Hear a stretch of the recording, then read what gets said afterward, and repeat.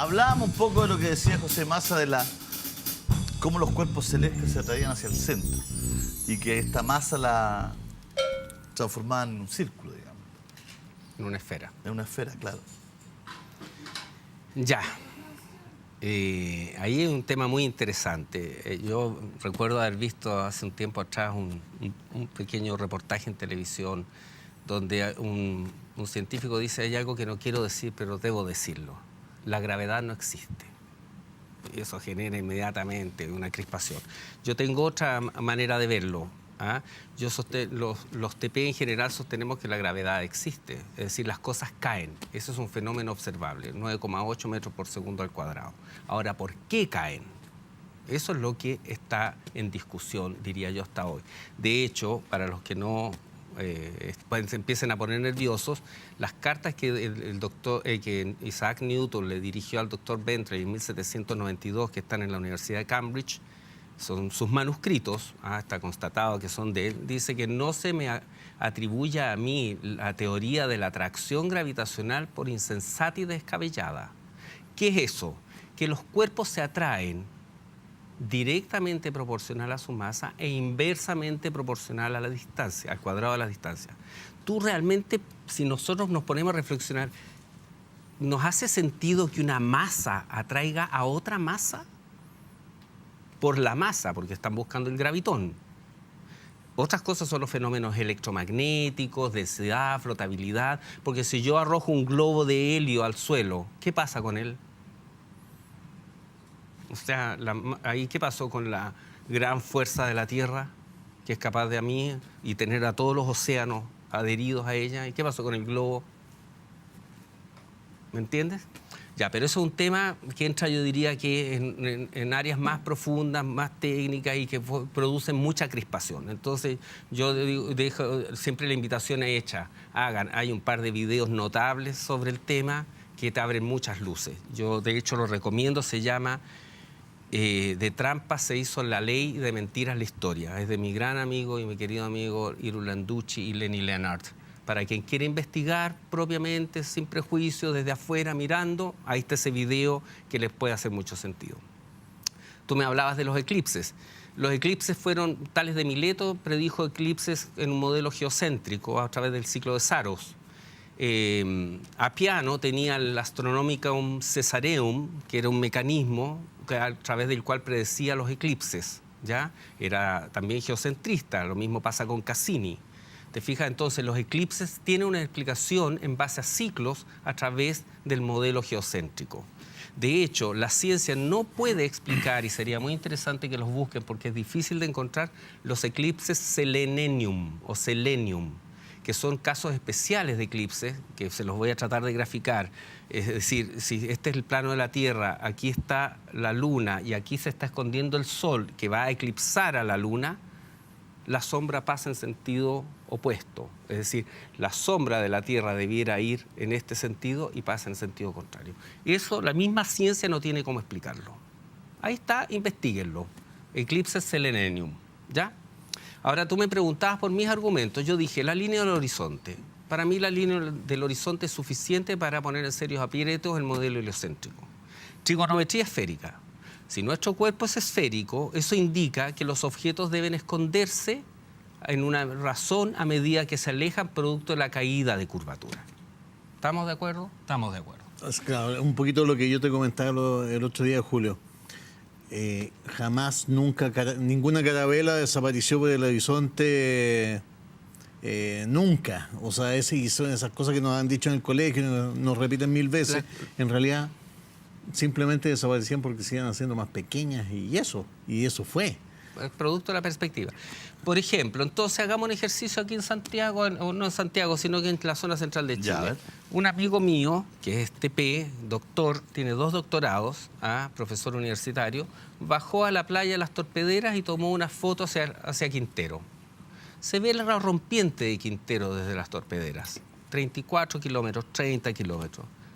No debiera verse. Porque si tú haces los cálculos trigonométricos y haces los cálculos geométricos, la chimenea de ventana debiera verse solo la puntita y se ve completa. La ciudad de Buenos Aires se ve desde Colonia, 50 kilómetros, son 196 metros de caída de curvatura. El edificio más alto de Buenos Aires tiene 200 y se ve prácticamente completo, ya para ser purista. La ciudad de Chicago tiene la Torre Sears, que tiene, dependiendo si mides las agujas o no, fue diseñada por Skidmore, Merrill Newell en los 70. Según la longitud de la Tierra, eso está cerca, ¿no? 190 kilómetros. Sí, claro. No. Ya, pero si tú haces los cálculos geométricos, debieras tener, creo que son 400 metros de caída de curvatura en 196 kilómetros. Según lo que dice, por decirlo así, el modelo tradicional, ¿Ya? no debería verse según No se debería el tamaño de ver la Tierra. de un lugar a otro, digamos. Claro, o sea, Buenos Aires no debiera verse desde Colonia, la playa de la Rompiente Quintero no debe verse desde las Torpederas, la isla de Kauai no se debe ver desde Oahu, Mallorca no se debe ver desde el otro lado ¿cómo se llama?, de la costa del Mediterráneo. O sea, yo tengo hoy día amigos navegantes que son TP, me dicen, pero si estuve viendo, si esa isla yo no debiera verla. ¿Y por qué se ve si no se ve hasta el final? Por muchas razones. Con Primera, por ejemplo, si yo me pongo, disculpe, si yo me pongo en Colonia y con un catalejo, con un larga vista, Con un alma. No, eso es y veo Buenos Aires, ¿por qué no sigo viendo para atrás? Buena pregunta, porque Porque tienes te tapan el muchas. edificio, pues, Julio.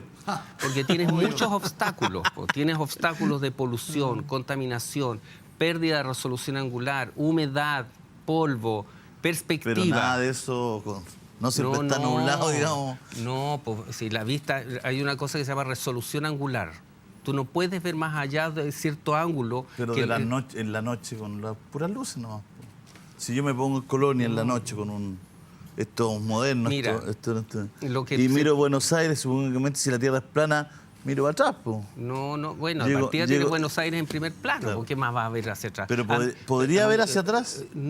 Por perspectiva no. Puedes ver hasta donde tengas capacidad el lente de recibir un poco de luz. Pero si con lentes podemos ver, con supertelescopio podemos ver el espacio, no Sí, poder ver. pero ¿qué es lo que vemos? No vamos a poder ver Avellaneda, por Sí, ejemplo. pero vemos cuerpos circulares, ciertos astros. Lo que hacemos es aumentar un poco el tamaño de lo que vemos. No vemos necesariamente, ¿me sigues o no? Hay una cosa que se llama perspectiva. ¿Te explico lo que es la Ya, perspectiva? explícame lo que es la perspectiva. Porque si permiso. podemos ver hasta el final, digamos. Aquí hay unos monitos que estuvimos discutiendo hace unos instantes. Estaba acalorada la situación, pero La perspectiva, Gerard de Sarguela desarrolló en el 1700 y tanto, tiene relación con la línea del horizonte. Si yo tengo un personaje aquí, un observador,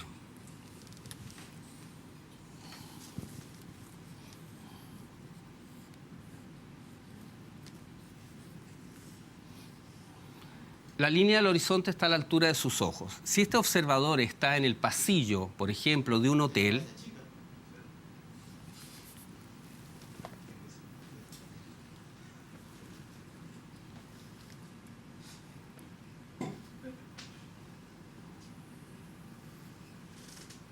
ahora yo soy el observador y estoy aquí a la misma altura de él, pero al lado de él. Y esta es una habitación de un hotel. ¿Cierto? Allá está el fondo del pasillo. ¿Estamos? Y acá yo tengo las puertas, por ejemplo.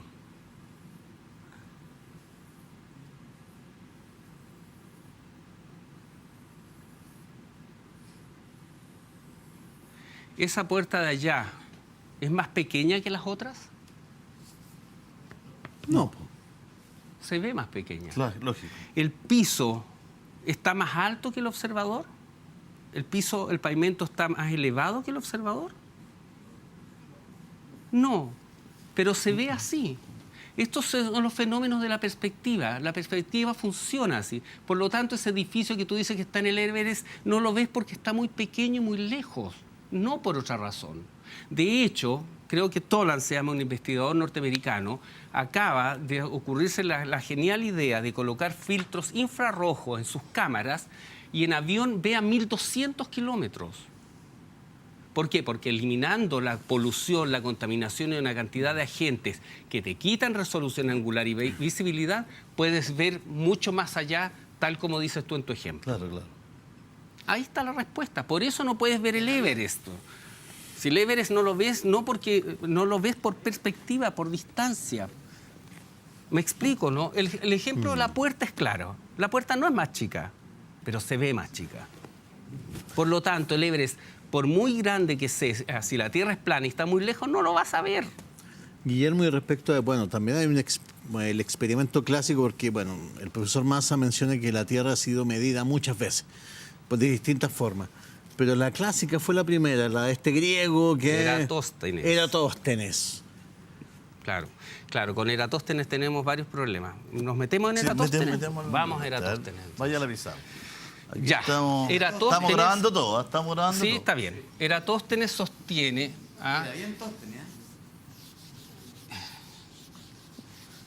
Mira, O sea, la primera medición de la Tierra el ya caso parte de de una Eratóstenes se premisa explica equivocada. tanto desde el punto de vista de la Tierra plana como esférica. Eratóstenes sostiene lo siguiente.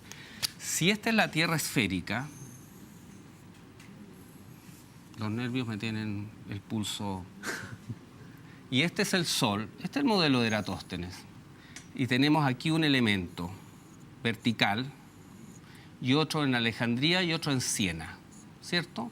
Entonces, dado que el modelo de Eratóstenes asume que los rayos solares caen paralelos desde el Sol porque está muy lejos, esto arroja una sombra aquí y no arroja sombra allá. Eso es Eratóstenes. El problema está en que hay varias razones. Primero, nadie sabe cómo calculó esta distancia. Si yo les cuento lo que dice la ciencia de cómo calculó la distancia, ya entramos en problemas. Se dice que fue con un grupo de militar de ejército que tenían un paso regular y pudieron calcular los 800 kilómetros, no me acuerdo qué distancia hay, entre Siena y Alejandría. Hablaban de estadios, de hecho, en aquella época. Exacto. O se asume que son X estadios. Nadie sabe si son estadios griegos o egipcios, de qué tamaño está. Y la O el de otra, Santa Laura. y la otra, búsquenlo, está ahí en las redes, hay que filtrarlo, por supuesto, tenemos que ir más profundo. Era que un camellero que tenía también un sentido regular de las distancias había medido la distancia. O sea, un mito. No podemos asegurarlo, no es esto científico. Si me dice, ¿Sabe cuánta distancia hay entre esos hoy dos puntos? día lo podemos saber. Po. ¿Cuánto es? Creo que son 800 kilómetros, pero puedo estar equivocado. ¿Entre qué? Entre Siena y Alejandría. Entre Siena y Alejandría, el experimento Wow, de no era Eratóstenes. Houston. Permanente. Houston, tenemos un problema. Al ladito, al ladito. Pues vamos a usar esto mismo. Esperemos que este sí sea... I'm sorry. El tema está... ¿Por qué alguien pone un plumón permanente? Fue Sí, un lapsus scriptum. No, una broma. No. Lo despedimos al tiro. Ya está despedido, ¿no? Cuando tú observas el Sol, ¿los rayos del Sol son paralelos? Los rayos del Sol son divergentes. Obsérvalos. Tú no ves los rayos del Sol Yo cayendo no veo como, nada. como Yo, la discúlpeme lluvia. Si me declaro ignorante, no. Como los rayos del Sol no nunca he caen visto como un la rayo del lluvia. sol, ¿no? Por lo tanto, el caso de Eratóstenes se explica del mismo modo. Dios sale de las nubes. Buen ejemplo. Mira, en una tierra plana,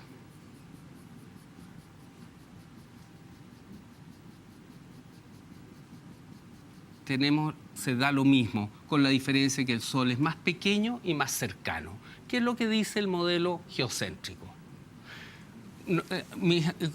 Grupos de amigos cercanos a mí, qué sé yo, trigonométricamente han estado estimando y se calcularía que el Sol estaría, esta luminaria, ¿cierto?, entre los 5.500 y 7.000 kilómetros de altitud, ¿ya?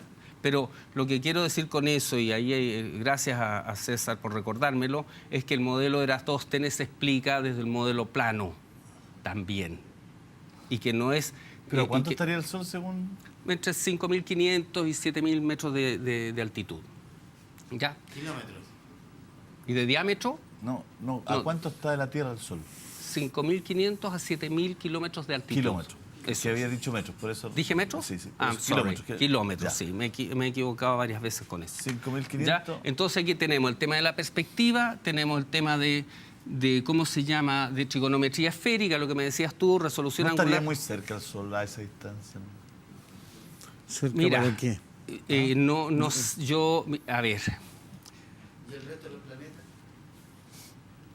Bueno, ahí tendríamos que entrar en hilar un poco más fino con el modelo, ponte tú, de Cassini, que ahí hay más Claro, discusión y un tema que dice relación con la astronomía. Es que todo uno puede aceptar diferencias, pero esta diferencia es 149 millones de kilómetros con 5.000. Ya, pero vámonos sí. a poco. Porque el modelo de Eratóstenes depende del punto de vista que tú lo mires. O efectivamente Eratóstenes mide la circunferencia de la Tierra, o lo que Eratóstenes midió sin querer fue efectivamente el tamaño del Sol en relación a la Tierra. Claro. Acuérdate, Julio César. No, pero yo digo la distancia, que la distancia del Sol. No se olviden, amigos míos, que esto es un trabajo de deconstrucción y de cambio de paradigma. Sí, Tienes sí. que, por lo tanto, tener la capacidad de Estoy abrir abierto, el ¿ah? cráneo. ¿Ya? Eso Estoy es abierto a lo correcto, que- correcto. lo importante de es hecho, escucharlo. yo invito, insisto. Yo lo que estoy dejando de manifiesto para los televidentes son las diferencias. Correcto. Nosotros estamos abiertos a escucharlo. Exacto. No estamos haciendo una negación, sino que estamos diciendo, esta es la diferencia. Para los científicos, 150 y tantos millones de kilómetros. Claro. Y acá 5.500, 6.500 insisto, kilómetros. Julio César, permítame. Yo insisto, no estamos blandiendo verdades irredarguibles con el mapa de la Tierra plana acá, ¿cierto? Un libro sagrado. Estamos cuestionando el modelo a la razón y a la luz de las herramientas que tenemos hoy día.